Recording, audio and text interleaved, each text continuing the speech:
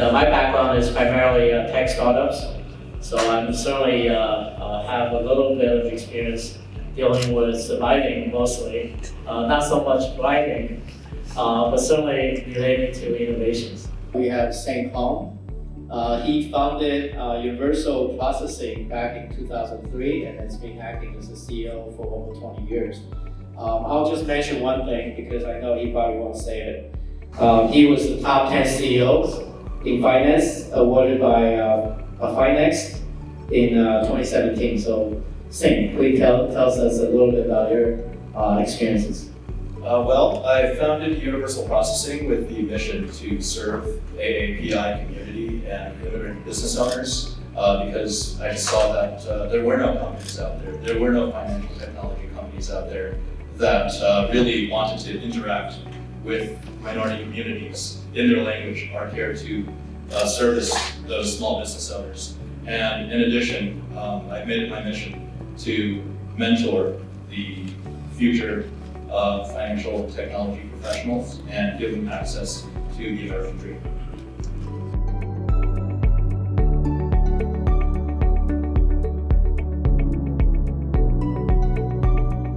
Innovation is at our core, and we've shifted into an AI-centric company. So for that, but really I'd like to focus on my personal innovation. I think it first starts with a growth mindset and then being adaptable and open to change. So innovation to me is an intersection where creative problem solving meets practical application.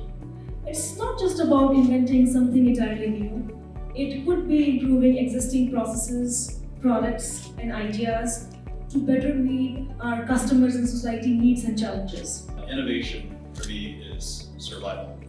Like Jude just mentioned, if a business cannot adapt to sudden changes, they will go extinct. And in my space, financial technology, I'm out there grinding against the biggest of the big, the largest asset management companies in the world, dozens if not hundreds of private equities, and nearly every single bank that everybody's heard of and banks with has a payment processing division. Just to give an example, in 2017, handful of years ago, we had a business divorce. We were experiencing a business divorce, and we owed, which is one of the worst things when you owe private equity and you fall behind on 18% APR interest payments. It's soul crushing. And I've been doing it. It was a slippery slope, as they say. It started with a draw of 20,000, 40,000, 100,000. Then it went up to the seven-figure mark, and then we got hit with litigation. And before you know it, this private equity lender, our friend or partner that had worked with us for 8 years, their founder was like, "Oh, get your board together. Show up. I'm going to show up to your conference room in 10 minutes."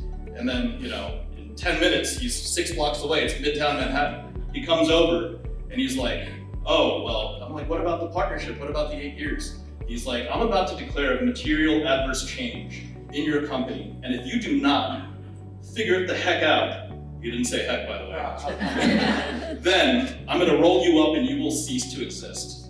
And well, I needed to adapt, I needed to innovate. What I did was I lost a whole lot of sleep and probably hair, or whatever I have left you can see.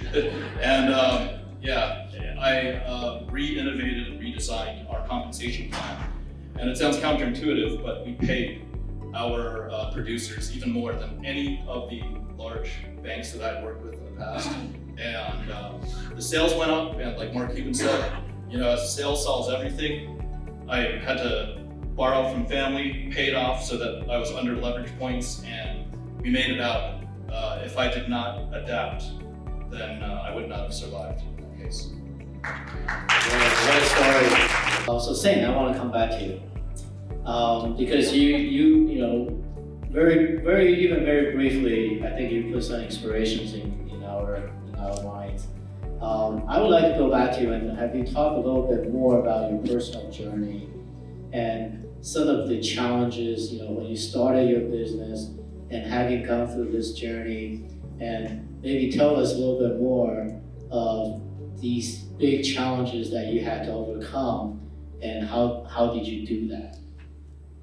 Okay, well, I am approached all the time by the entry-level people in our organization, our team members, and they're like, cold calling is so hard, it's miserable. And I'm like, you think cold calling is hard?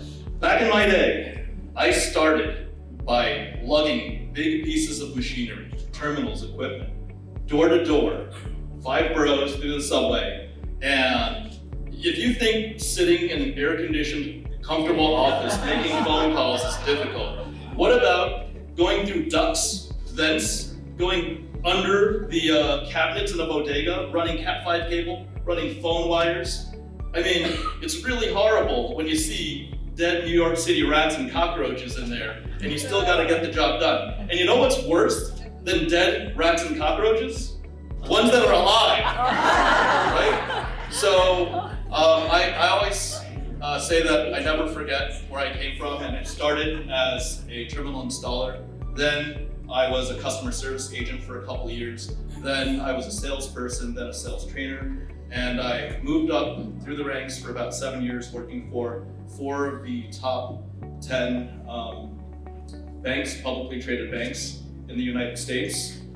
Some of them may or may not be sponsoring this event.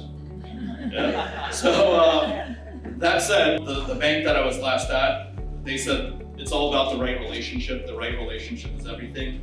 Yet I felt that when I delivered the business, they could not deliver on the relationship, especially when it came to the Spanish-speaking businesses or the Mandarin-speaking businesses. They just relegated them to the robo, attendants, or it went to voicemail, and they never called them back because they, their actions showed what their, what their intentions were.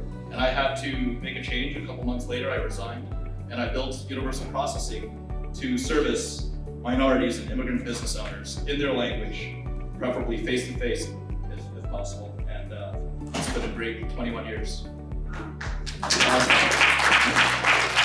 You're a hero! Yes, founders are heroes.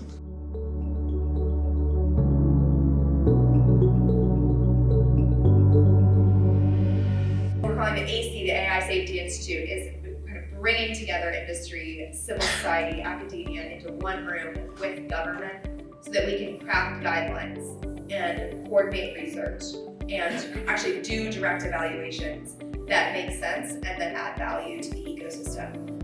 Microsoft has taken big bets in artificial intelligence, but also internally, we get to use Copilot. You may have seen the ads on in the Super Bowl. I think, and if you have a chance, you should try it. It is unbelievable for Office. And this Copilot put together this PowerPoint together in probably 90% accuracy. I did a few changes, but we use it all the time at work. Okay, well, earlier in terms of the challenges, I obviously mentioned what happens when you are a startup and you owe money to fintech. Another one that in recent memory was what happened in COVID.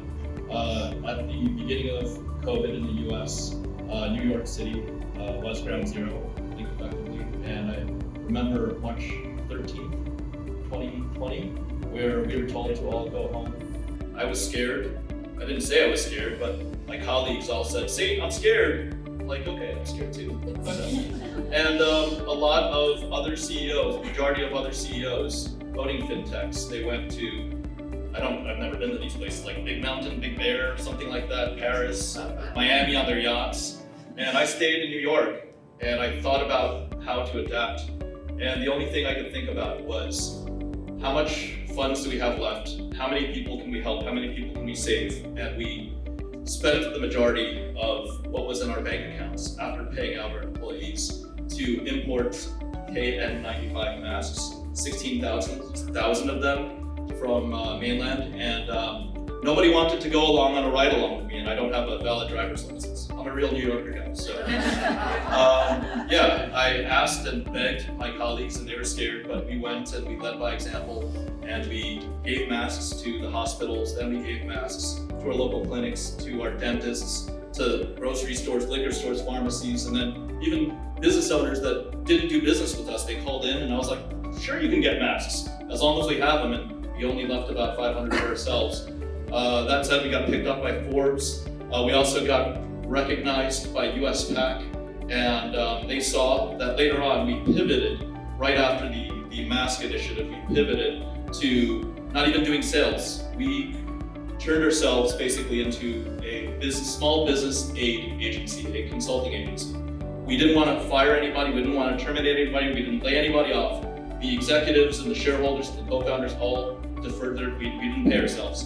And we kept everybody employed so that they could do outreach and call small business owners nationwide and tell them, hey, look, your state has this. They did research on all 50 states, and we went out there, made tens of thousands of phone calls, helped consult on hundreds of potential loans, and that set the groundwork, I believe, for what we did with our partnership with the Small Business Administration, which later on became the Community Navigator Pilot Program, which obviously US PAC leads for the AAPI community. And yeah.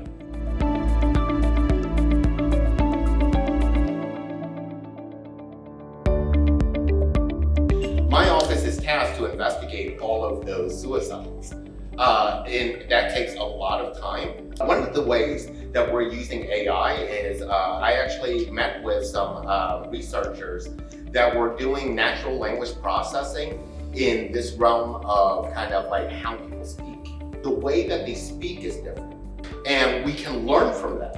And what we can do is we can take those learning models. We can use prompt engineers to create an algorithm that basically applies that knowledge to the way that people speak, and we can score it as, you know, whether or not somebody is more or less likely suicide.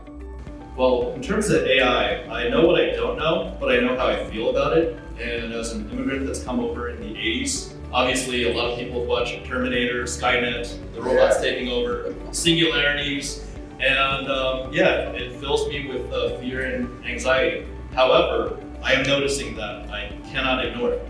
My operations department is implementing light AI for customer service, for simple tasks. We use AI for our underwriting and loss prevention because we're running through algorithms and patterns of credit card spend. It's coming, it's unavoidable, and we're just buckling in and going for the ride.